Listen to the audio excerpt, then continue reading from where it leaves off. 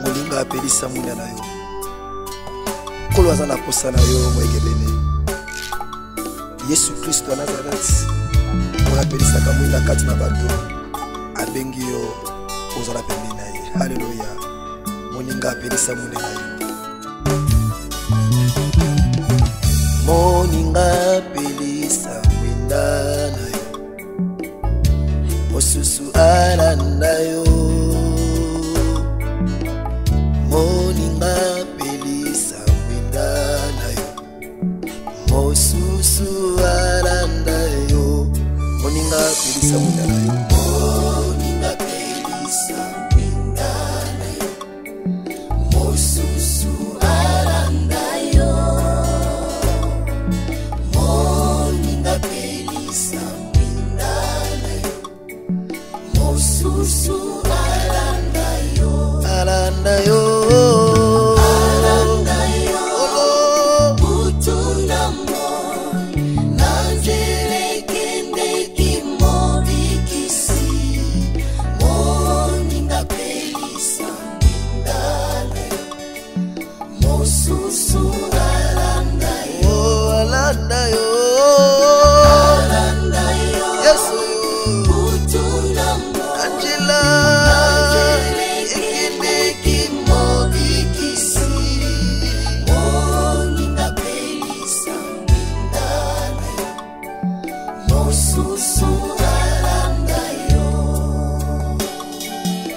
Moninga yakani epai na yo. Yende nkolo na yo. Moninga yakani epai na ye. Yende nkolo na yo. Moninga yakani epai na ye. Moninga yakani epai na ye. Yende nkolo na yo. Moninga yakani epai na ye. Yende nkolo na yo. Alanda yo. Alanda yo. Olo yeso yo. Utuna mo. Angela.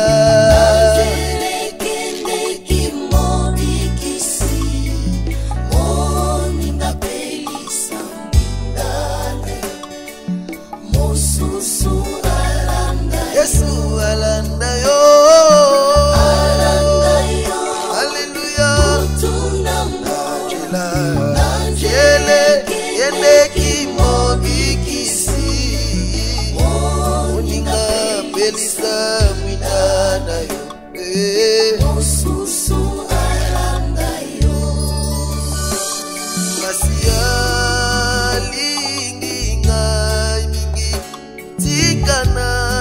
Yembela enze moyo.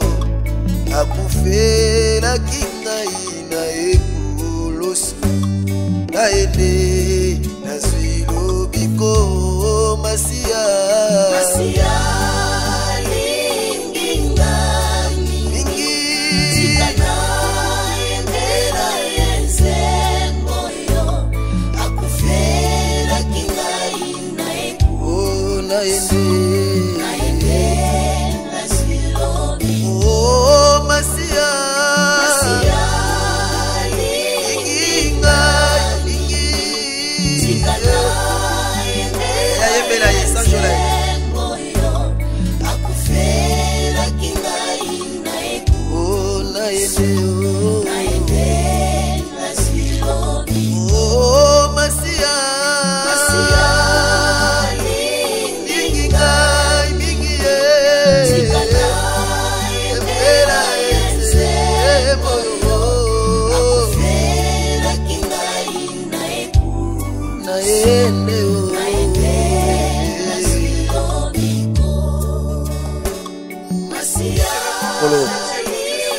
osekusaka makambo nyonso ya bato. Bato nyonso batiani te na epai na yo obwakaka bango te. Olobi ete oyo epai na ngai oyo boza na bikumba nakopesa bino kimia. Nakonzi merci obai nyonso bakumbameli yo oyo ya mokili bango. Nzambe bongo.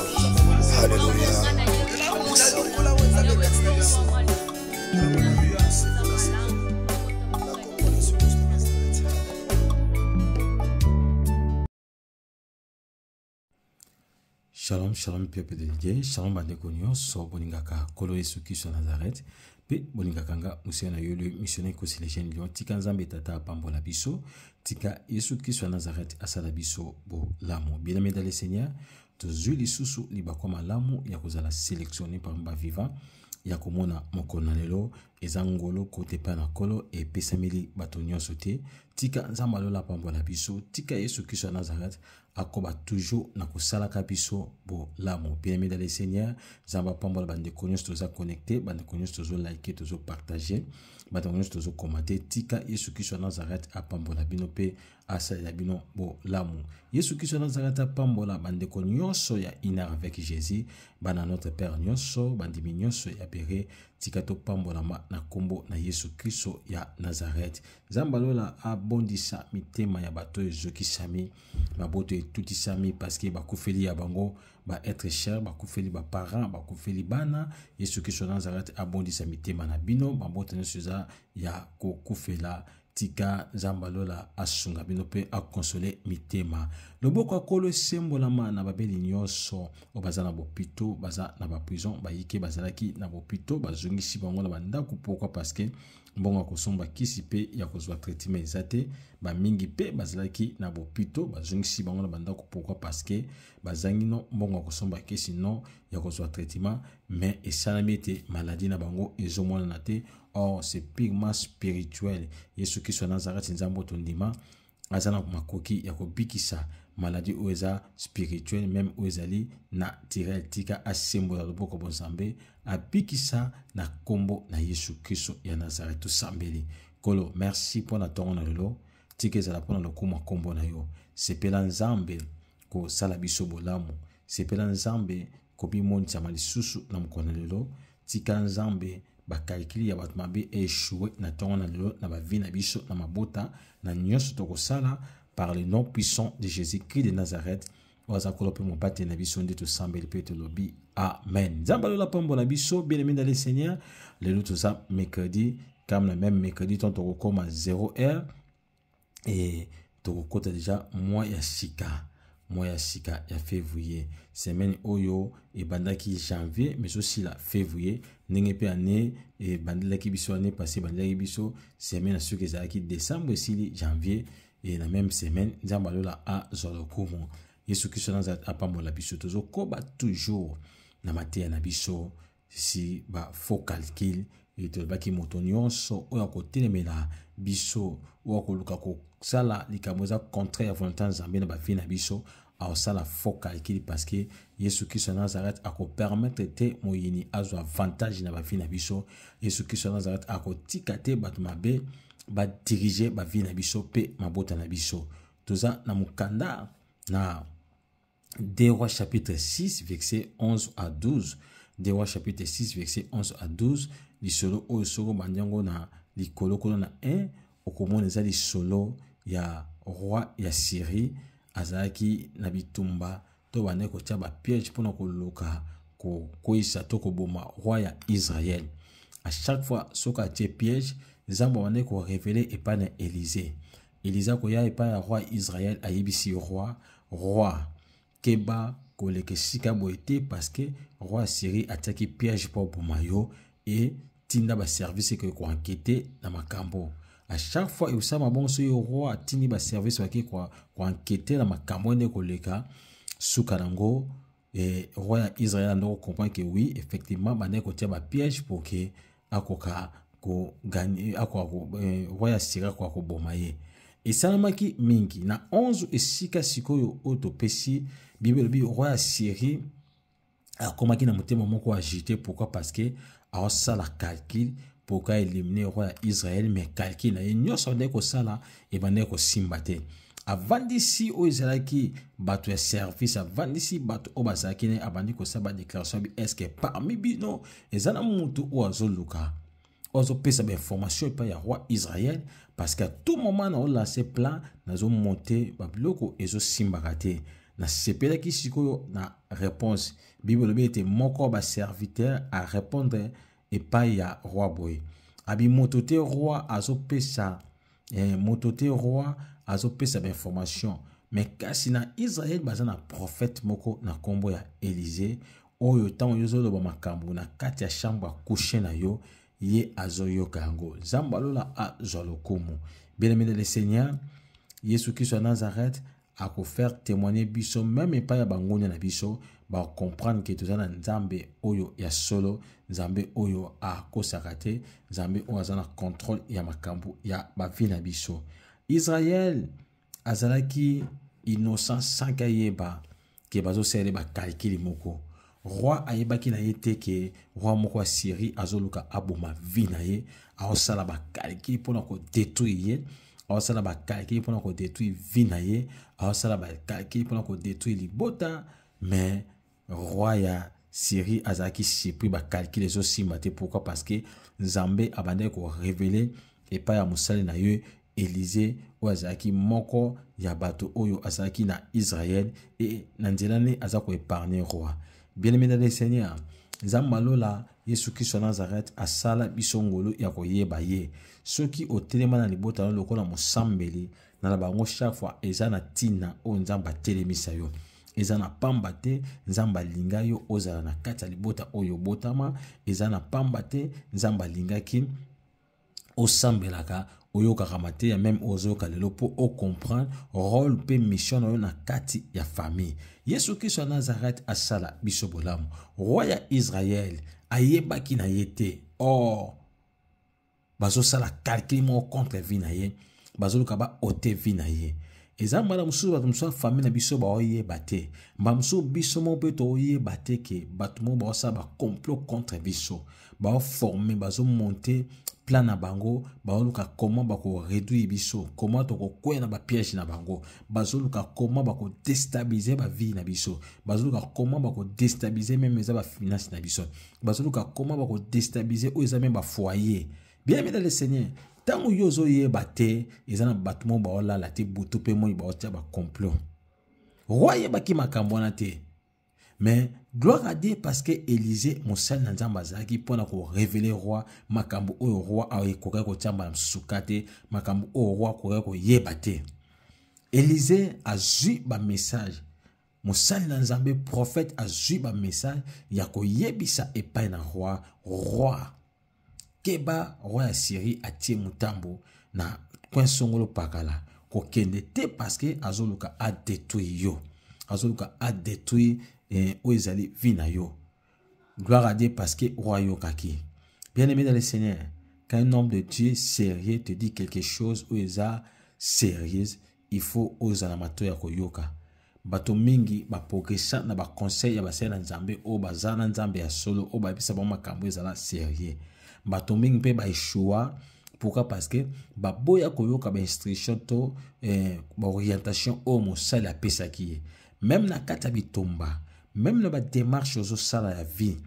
Ceux qui ont consulté Mosala Nzambe oyo aza sérieux, Mosala Nzambe oyo azo tamba na Nzambe ya solo, ceux qui ont orienté yo, bien-aimé dans le Seigneur, yo kana ba orientation wana.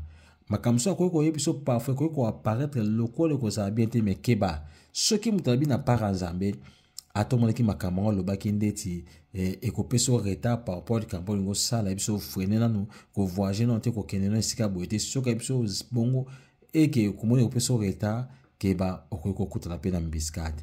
Roi azaki moto mayoka qui accompagne ki moto azo yebisanga c'est un prophète de Dieu. On a 2 Chroniques chapitre 20 verset 20 Bible bete tout se confié par Nzambe to kozala fermer na basene ba prophète de to sanini to kolonga. Soki roi ya Israël atiaki teti et kakindaki na liewana comme ezaki prévu na mutambo batiaki pa ya roi Syrie, roi Israël anga kokufa.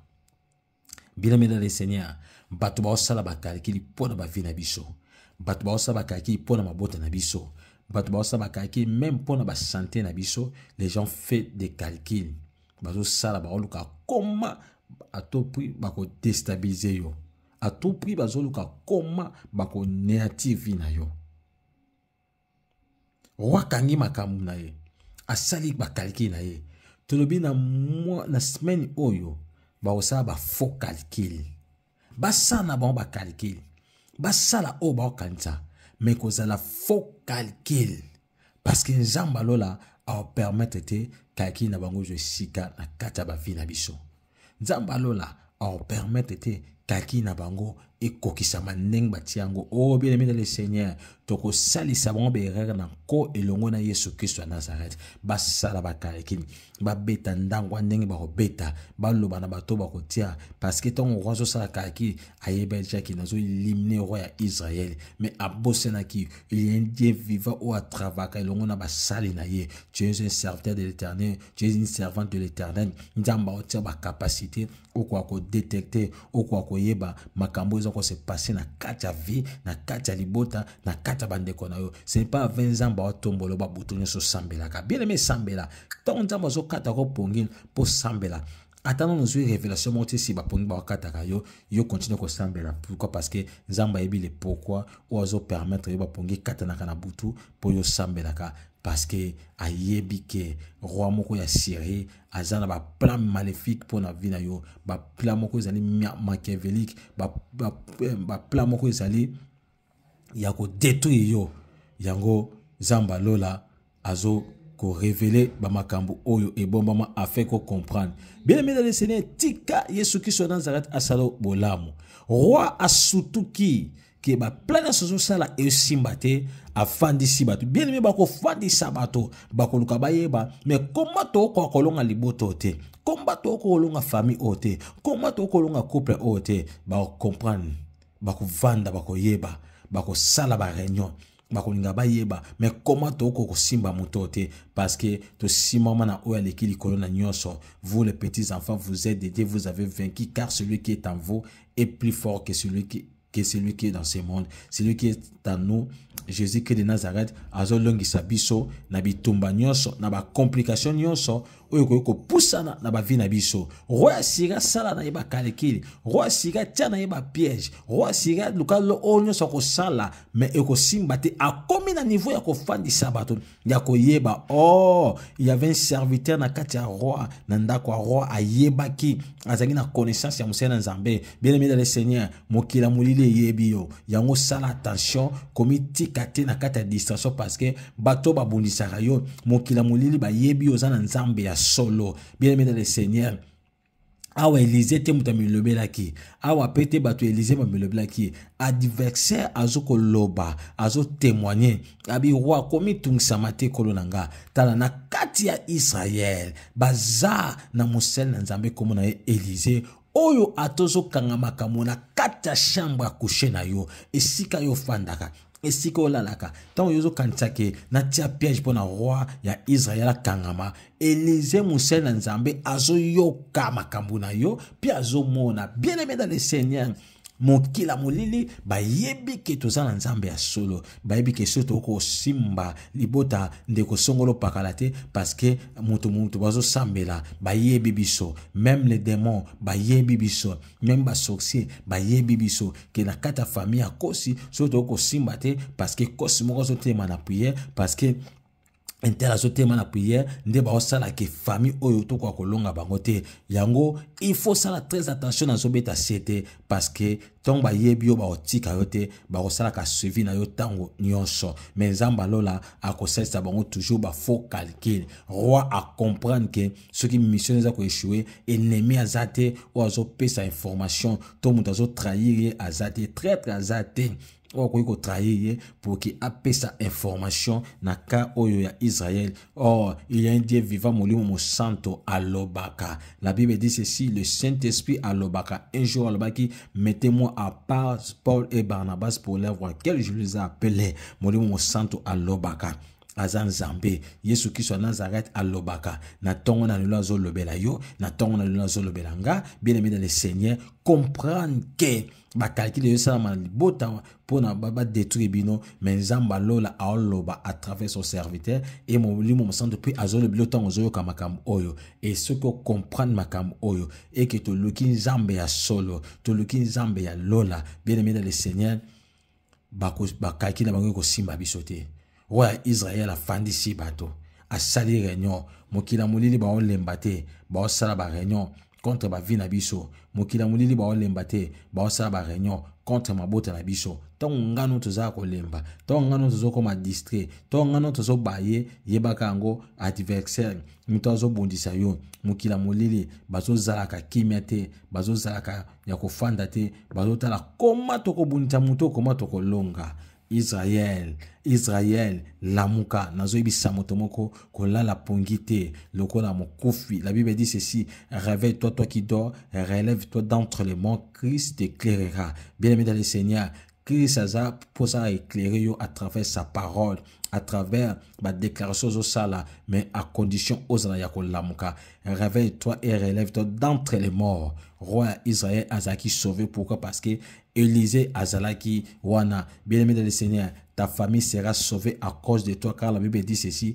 Crois au Seigneur Jésus-Christ de Nazareth, il sera sauvé, toi et ta famille. So yo mozana sauvé te comment obik salibota na yo. Voilà la raison pour laquelle ozana intérêt ya ko luka nzambe ya ko sambela toujours. Basala bakalekini mais kozala fokalekini pona ba vie na biso, pona mabota na biso. Zamba lola pambola biso, Yesu Christ de Nazareth asala biso bolamu. Tozu atiti to sambela epa na nzambe, bien-aimé dans le Seigneur, banda ko mona siko bolamu nzambe, banda ko mona comment Yesu azama lamu, tala komozo bimozo zonga tala ba démarche nyonso zo sala tala koma ozalaki te otamboli ozongi na kimia voyagaki ozongi okoti libota bonne santé lelo pozo sala ba démarche mususu zamba zo bomba yo ebele pe ba bima lokola biso ebele pe ba bima lokola ba mususu mais simba te bazonga na ba problème bazonga na ba complication mais yo zo sala ba déplacement zo sala ba voyage ozoki ba mission de service ozozonga na kimia tika to bana ko komisa nzambe tika to tonda zambe ya makoki nyonso to bandi ko sambela na kombo na Yesu Christ Nazareth to bandi ko ba merci pa na kolo to bandi ko komisa makonta minimo nyonso to bandi ko sanzo la papa malam bien mais ozo sambela pa na nzambe ozo ba kolo merci pona bolingo ezanga suka merci pona bolamu na yo zambo ozo tika ngate zambo ozo bombanga ozo komisa Yesu Christ Nazareth tika moto moko na tonga na lelo abana ko sambela ko ba merci pa na nzambe merci pona bolingo na yo merci pona nyonso sali merci pona pe mofele merci pour na bon moi tozu côté pa na yo tozo sambela zamba makoki nyonso na kombo na Yesu Christ Nazareth bana ko tombola Yesu Christ Nazareth bana ko tanga ba kombo ya Yesu Christ Nazareth bana ko loba o nzamba za po na yo Yesu Christ Nazareth za nani po na yo bana ko loba o ya zali aza makasi aza nani aza prise en charge aza nani po na yo o nzambo abikisaka nzambo akangolaka na kombo na Yesu Christ Nazareth tozo sambela zamba makoki nyonso tozo sambela zamba alikiliko na nyonso tozo sambela zamba afandi bisikeli na kembo tika to tonda nzambe tika to komisa nzambe Yesu Kristo Nazareth mo kontamini mo nyonso abongwani te pe ako tikalaka ko bongwana te nzambe oya bomba ka pe abatelaka mosungi ko kamwa papa malamu Yesu Kristo Nazareth makasi ba faible azobondela biso bitumba oyo tozokoka te tika to komisa ye tika to netola ye na kombo na Yesu Kristo Nazareth zamba lola zolo kubu Yesu Kristo Nazareth so masandoli haleluya Jésus ozanzambe oleki ko na nyonso kolo na bolingo zambe ya makoki nyonso zambo avandi bisika bekili ko na yawe tiko tombama yawe tiko netolama haleluya bien-aimé bana ko sambela pa na kolo ko singa maona zambe na kata bomo na yo tozomi kitise pa na zambe na tongo na lelo to pusana na trône ya ngolo afin que to soit grâce et miséricorde côté pa na zambe tozolela maona zambe na ba vie na biso na mabota na biso na bana na biso na journée na lelo na kombo na Yesu Christ Nazareth etango nyonso ozomoni kime na motemo zo senga le sang de Jésus le sang de l'agneau sans défaut et petola yo sokola yo makila na talo makila na Yesu Christ Nazareth tozobelela ngo na kombo na Yesu Christ Nazareth tozana posa bien-aimé dans le Seigneur tous à la connecter, tous à la brancher, na puissance à mon mon santo oza kati na biso. Pour Élisée, à mona makambo, bien aimé parce que mon santo ane ko sala musala kati na ye. Na tango wana koto, mon santo ayeka so sali musala pa musakoli. To pa roi to moto ba ponaki, to sacrificateur accueilli, mais lelo mon santo za permanent na ba vie na biso. Ya ngota la tina, tozo ko invoquer mon santo za kati na biso. Tozo senga mon na nzambe, oza kati na biso. afongola biso lisusu na connaissance na boyebi sambela molimo mosanto nzambe amemesenga bozambe kati na yo tozo sambela nzambe bomoi tozo sambela Yesu Kristo Nazareth ozo sambela loba na nzambe molimo mosanto za kati na yo amema yo na ba dimension élevée bana ko sambela na kombo na Yesu Kristo Nazareth loba molimo mosanto nzambe afongola batandima spirituel na yo afongolo miso molimo afongolo matoya molimo loba nzamba lola ndenge matoi na ngabo motezo yoka ndenge miso na ngabo motezo mona matoi na ngapi ya molimo yoka miso na ngapi molimo mona nzambe sambela bongo pa na nzambe loba na nzambe na mona nazala aveugle spiritualité na mona ndenge na bomoto na zomona na molimo pe miso mona ozo sambela nzamba bomoni ozo sambela ko Yesu Kristo Nazareth na kombo na Yesu Kristo Nazareth miso bomoto efungwama ndenge za kofungwama ya molimo pe fungwama sambela matoya molimo pe fungwama na kombo na Yesu Kristo Nazareth na kombo na Yesu Kristo Nazareth ozo sambela ozo ko développer ki amitié molimo santo loba molimo santo memelanga sensibilité spirituelle memelanga bonzambe tondisanga na puissance ya bonzambe l'esprit de Dieu vivant l'esprit de Dieu vivant bien aimé badako sambela loba nzambe tondisanga nazala rempli na puissance na yo nazala rempli na force ya Saint-Esprit molimo santo molimo na nzambe to beleli yo molimo alikili kona nyonso to beleli yo yaka mema bonzambe katanga tondisanga na bozambe na kombo na Yesu Kristo Nazareth na kombo na Yesu Kristo Nazareth na kombo na Yesu Kristo Nazareth o rabas kanta banage au nom puissant de Jésus-Christ de Nazareth zamba lola nzambe ya makoki nyonso nzambo alekili kona nyonso bien-aimé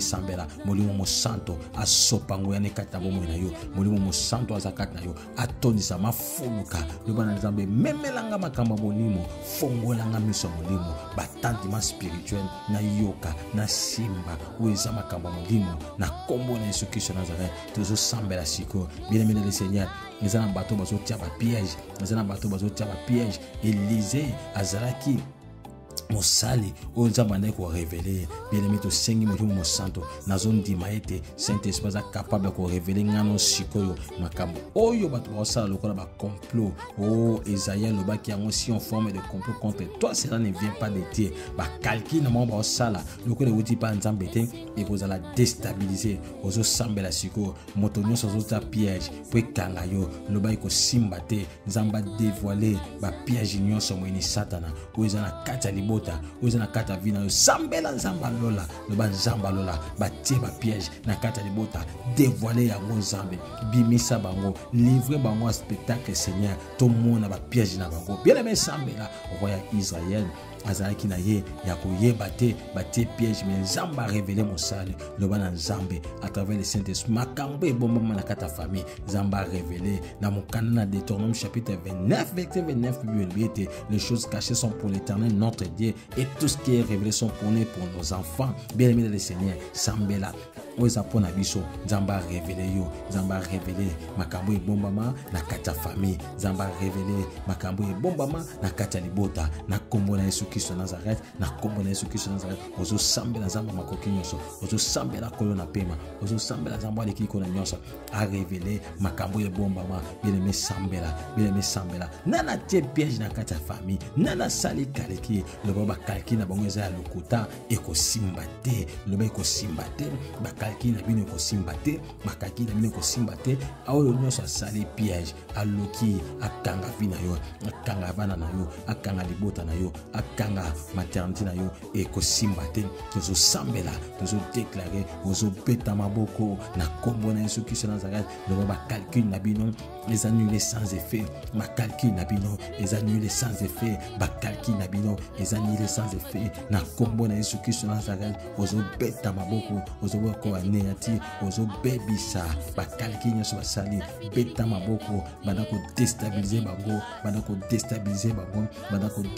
bango moto nyonso tiaki motambo atiaki piège po ekanga yo ekosimba te parce que Bible ebisinga ye bangonia na biso bakokwea na propre piège na bango bien-aimé na tiaki piège akoya ye moko na piège na ye alléluia bien-aimé sambela beta maboko sambela loba na kombo na Yesu Kristo Nazareth moto nyonso atie piège pour la koluka ko déstabiliser vie na ngai pour qu'on déstabiliser les bottes de l'angaï, piège n'a ko simbate, piège n'a ko simbate par le nom puissant de Jésus-Christ de Nazareth, piège n'a ko simbate, piège n'a ko simbate, zamba makoki nyonso, zamba lola, azo koisa, azo déstabiliser, ba piège nyonso, ya moyeni satana, ba piège nyonso, ya moyeni satana, moto nyonso atie piège, ils ont la famille à tata, ils ont la famille à maman, ils ont la quartier, ils ont la belle famille, ils ont l'entourage, puis kangayo, puis kangalibote na yo, déclarer ko simbate beta maboko bebisa banako tumba